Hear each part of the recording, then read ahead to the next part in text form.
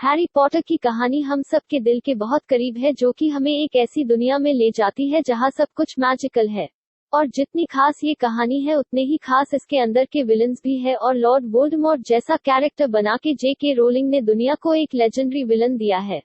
लेकिन टॉम अकेले वो सब नहीं कर सकता था जो सीरीज में आगे जाके उसने किया, और उसके लिए उसे डेथ ईटर्स की जरूरत पड़ी, जो कि बिना कुछ पूछे सिर्फ अपने डार्क लॉर्ड के दिए काम को पूरा करते थे।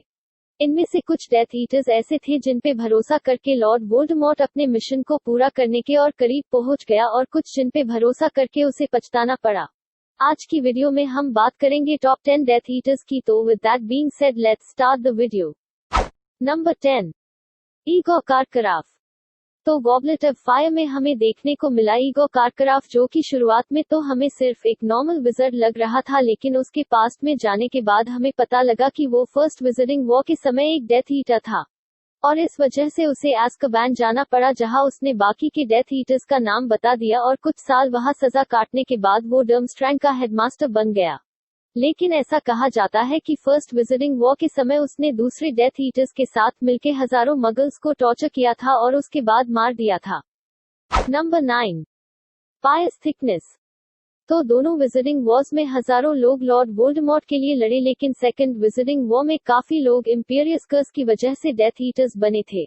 जिन लोगों को इंपीरियस कर्स के बारे में नहीं पता, उन्हें मैं बता दूं कि ये कर्स जिस पे भी यूज होता है उसके दिमाग और बॉडी का कंट्रोल कर्स यूज करने वाले के पास चला जाता है, और यही हुआ था पायस के साथ, जहां उसे इस कर्स का यूज करके डेथ ईटर बनाया गया ताकि उसके मिनिस्टर ऑफ मैजिक बनने के बाद बाकी डेथ ईटर्स को मिनिस्ट्री में लाया जा सके। लेकिन आगे जाके वोल्डेमॉर्ट ने ही पायस को बैटल ऑफ हॉगवर्ट्स की शुरुआत में मार दिया था। Number 8, Amycus Carrow. तो बुक्स के कंपैरिजन में हमें मूवीज में कैरो का रोल कुछ खास नहीं दिखाया गया, लेकिन हम इतना जानते हैं कि स्नेप के हेडमास्टर बनने के बाद defence against the dark arts उसने पढ़ाया था, और प्रोफेसर बनने के बाद वो और उसकी बहन स्टूडेंट्स के ऊपर क्रूशिएटस कर्स का यूज करते थे, जिसके बाद स्नेप ने मैगोनेगल के स्पेल को उनकी तरफ फेंक के उन्हें मार दिया था। Number 7, Antonin Dolohov. एंटोनिन ने वोल्डेमॉर्ट के लिए काफी सारे बड़े काम किए थे। उसने विजिटिंग वॉर के समय मॉली वीजली के दोनों भाइयों को मार दिया था, और उसके बाद वो एज़्काबान से भाग आया था, जिसके बाद उसने रीमस लूपिन को भी मारा था। साथ ही वोल्डेमॉर्ट के कहने पे वो डिपार्टमेंट ऑफ मिस्ट्रीज गया था, जहां उसने लूसियस मैल्फॉय के साथ मिलकर हैरी और सीरियस ब्लैक से ड्यूल भी किया था। इसके अलावा डेथली हैलोज में भी उसने हैरी, रॉन और हर्मायोनी को मारने की कोशिश की थी, जहां वो मारा गया था। Number 6, Peter Pettigrew. तो पीटर मरॉडर्स का हिस्सा था, लेकिन आगे चल के वो वोल्डेमॉर्ट के साथ मिल गया, और उसने ही वोल्डेमॉर्ट को जेम्स और लिली पॉटर का पता बताया था, जिसके बाद वोल्डेमॉर्ट ने उन दोनों को मार दिया। और फर्स्ट विजिटिंग वॉर के बाद वो रॉन का चूहा बन के छुप गया था, लेकिन जैसे ही उसे लॉर्ड वोल्डेमॉर्ट के जिंदा होने के बारे में पता चला, उसने अपने हाथ का सैक्रिफाइस किया ताकि वोल्डेमॉर्ट की बॉडी वापस आ सके। बुक्स में वोल्डेमॉर्ट पीटर को हैरी को ना मारने के लिए सजा देता है, जिसकी वजह से वो खुद अपनी जान ले लेता है, लेकिन मूवीज में हैरी उससे बच के भाग जाता है, और इसलिए मूवीज में वो आखिर तक लॉयल रहता है।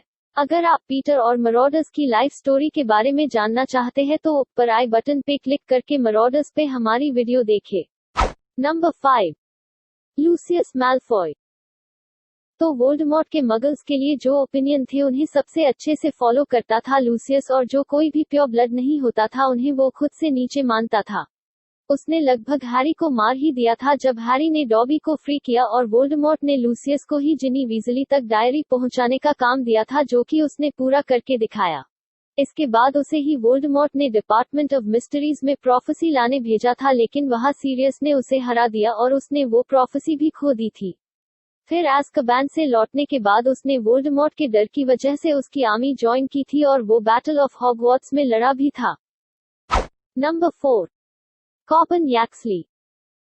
वोल्डेमॉर्ट के सबसे लॉयल फॉलोअर्स में से एक कॉबन डेथ ईटर्स में हमेशा से हाई पोजीशंस पे था, और मिनिस्ट्री का कंट्रोल आने के बाद उसे मैजिकल लॉज का हेड ऑफ डिपार्टमेंट बनाया गया था, और उसने ही पायस पे इंपीरियस कर्स का यूज किया था, जिसका मतलब मिनिस्ट्री ऑफ मैजिक को संभालने की जिम्मेदारी वोल्डेमॉर्ट ने उसे ही दी थी। इसके अलावा उसने ही मिनिस्ट्री में हैरी, रॉन और हर्मायोनी का पीछा किया था, और उनकी छुपने की जगह के बारे में पता भी कर लिया, जिसके बाद उन्हें जंगल में जाके छुपना पड़ा। Number 3, Severus Snape. तो वैसे तो स्नेप वोल्डेमॉर्ट के साथ एक डबल एजेंट की तरह जुड़ा हुआ था ताकि वो उसकी जासूसी कर सके, लेकिन उसने वोल्डेमॉर्ट की भी काफी मदद की थी।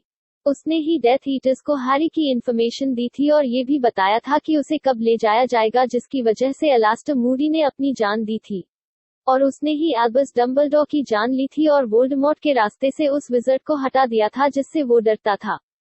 जिसके बाद स्नेप हॉगवर्ट्स का हेडमास्टर बन गया था। Number 2, Barty Crouch junior. तो वैसे तो स्नेप विजिटिंग वर्ल्ड का बेस्ट डबल एजेंट माना जाता है, लेकिन बार्टी क्राउच जूनियर उससे भी आगे था।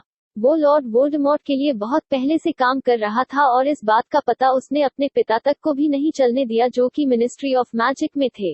और अगर ईगो उसका नाम मिनिस्ट्री को नहीं बताता तो उसे पकड़ पाना काफी मुश्किल था।